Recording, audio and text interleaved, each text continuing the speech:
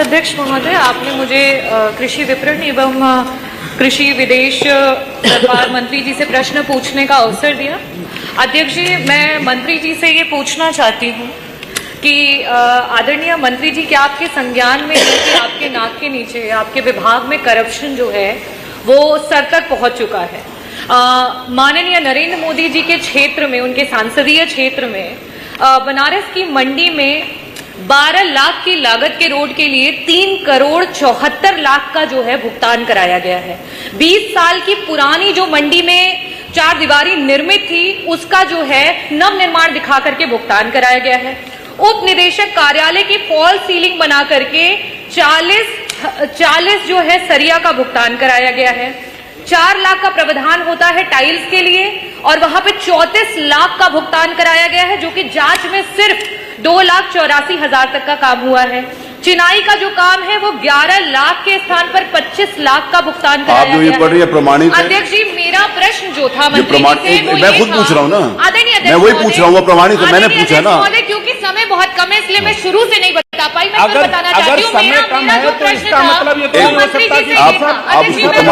मैं प्रमाणित करवा रहा हूँ ना। मेरा जो प्रश्न था वो मंत्री जी से ये था कि मंडी के द्वारा, मंडी विभाग के द्वारा मंडी के रखरखाव के लिए और उसके द्वारा बनाई गई सड़कों के लिए क्या उनकी जिम्मेदारी होती है? जवाब में आया हाँ, और साथ ही ये आया कि हम प्रति 5 वर्षों में उसका जो भी रहता है उसकी मरम्मत का कार्य और सारी चीजों की जिम्मेदारी हमारी होती है। मेरा प्रश्न डायरेक्ट मंत्री जी आपसे ये है कि अगर ये आपके विभाग की जिम्मेदारी है तो इतना बड़ा करप्शन क्यों है? इसमें बार बार जांचें होने के बावजूद भी बार बार इस पे जांच हुई, उसके बाद जो है ब्लैकलिस्ट किया गया, ब्लैकलिस्ट के बाद वापस से उन्हीं लोगों को काम दिया गया। इसकी पूरी जांच की समिति के पेपर्स हैं, मैं टेबल करना चाहूंगी। अध्यक्ष जी, मेरा पहला प्रश्न ये है, जो आपके विभाग की जिम्मेदारी है, जो आपका काम है, उस काम में इतना बड़ा करप्शन है, अभी तक उस पर एक्शन क्यों नहीं लिया गया?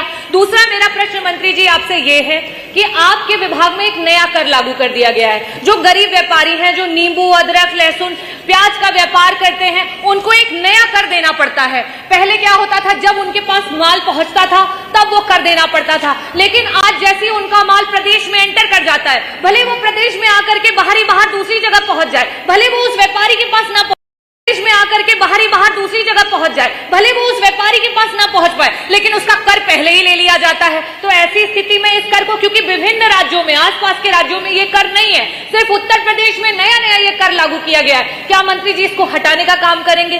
और लास्ट में मेरा प्रश्न ये है कि पहले आप इसी का 2 का उत्तर दे दें। संभव उत्तर माननीय अध्यक्ष जी, संभव है रागिनी जी सदन में बढ़िया काम करती है, लेकिन सरकार सदन में भी बढ़िया काम करती है और मछली शहर में भी बढ़िया काम करती है।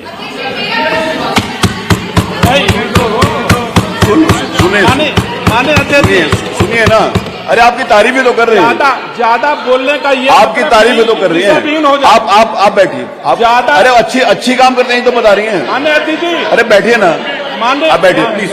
माननीय अध्यक्ष, आप बैठो प्लीज, बैठो। ये बात ठीक प्लीज बैठिए। माननीय अध्यक्ष जी, आप बोलिए। ज्यादा बोलने का मतलब ये नहीं कि दिशाहीन कर दिया। आप बताइए, आप डायरेक्ट बात प्लीज बैठिए प्लीज। अरे बात तो सुनेंगे। अभी कहा क्या उन्होंने?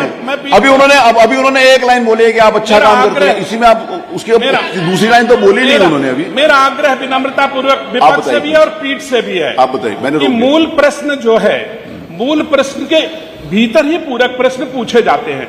रागिनी जी ने मूल प्रश्न पर कुछ नहीं पूछा, थोड़ा बहुत पूछा, मैं जवाब आप जवाब आने दो ना डॉक्टर रागिनी, प्लीज जवाब आने। यही तो दुखद है कि ज्यादा बोलती है और ज्यादा बोलने की अपॉर्चुनिटी पे पा जाती है, इसलिए सदन को मोटा हाईजैक करने की बात कर लेती है। आपको करप्शन का चश्मा लगा हुआ है, राज्य सरकार की सेवाओं वाला चश्मा देखिए आप। मैंने आपकी विधानसभा में जो मछली शहर से चुन करके आती हैं, आपने नहीं देखा होगा, वहां हमने 4 करोड़ 81 लाख 16 हजार की सड़कें बना करके मछली शहर वासियों की सरकार ने सेवा की है। आप कैसी बात, आपको वो नहीं दिखता? आपको फिर कृपा करके खड़ा न होइए, एक सेकंड जवाब आ जाए। आप बैठिए, आप बैठिए डॉक्टर। देखिए अध्यक्ष जी, मेरी बात बिठाया, आप बोलिए। डॉक्टर रागिनी प्लीज बैठिए, ये मेरा आग्रह है। जब उन्होंने बात करी तो हमने सुना, भले ही उन्होंने भ्रष्टाचार और झूठ बात कही है, लेकिन मेरा आग्रह, मेरी बात सुनी जानी चाहिए। मैं हाँ, असत्य है, अरे असत्य मान लीजिए, कमाल जी असत्य मान लीजिए, मैं भी 18 साल का सदस्य हूँ, गलतफहमी नहीं मुझे, असत्य हो गया।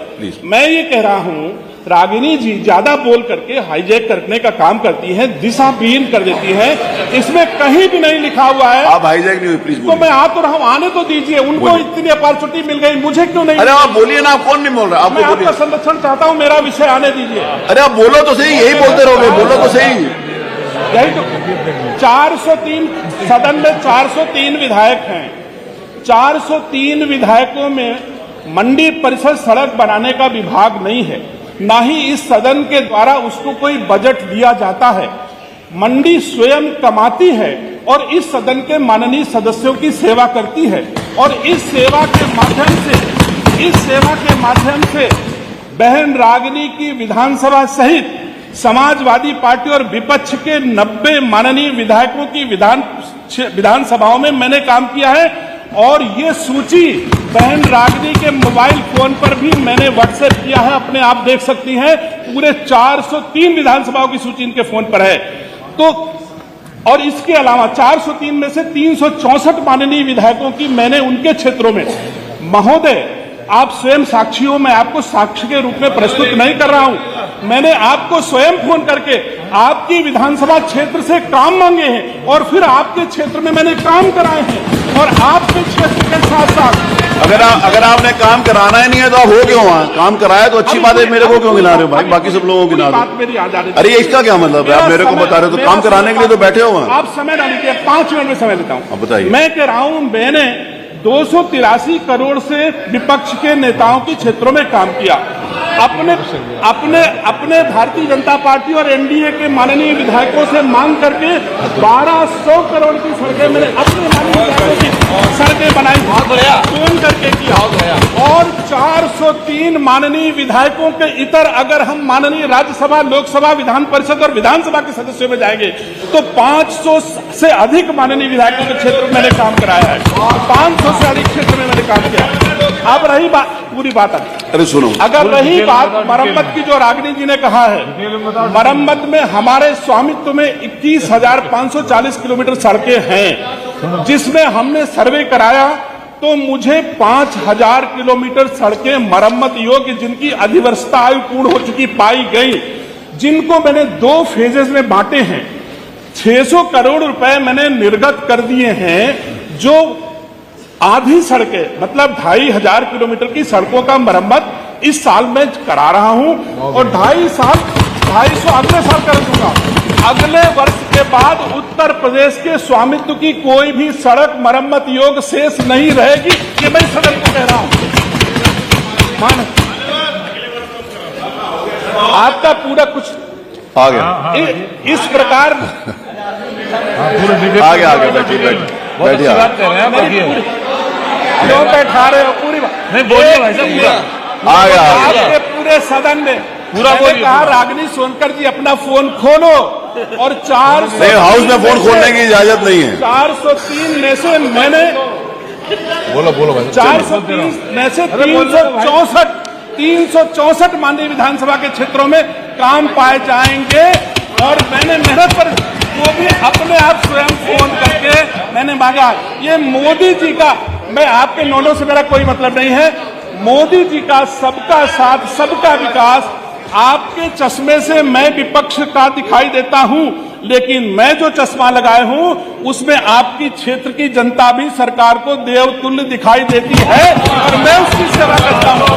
आप अपनी जिम्मेदारी समझे चाहे न जिम्मेदारी समझे, लेकिन सरकार आपके क्षेत्र के किसानों की जिम्मेदारी समझती है।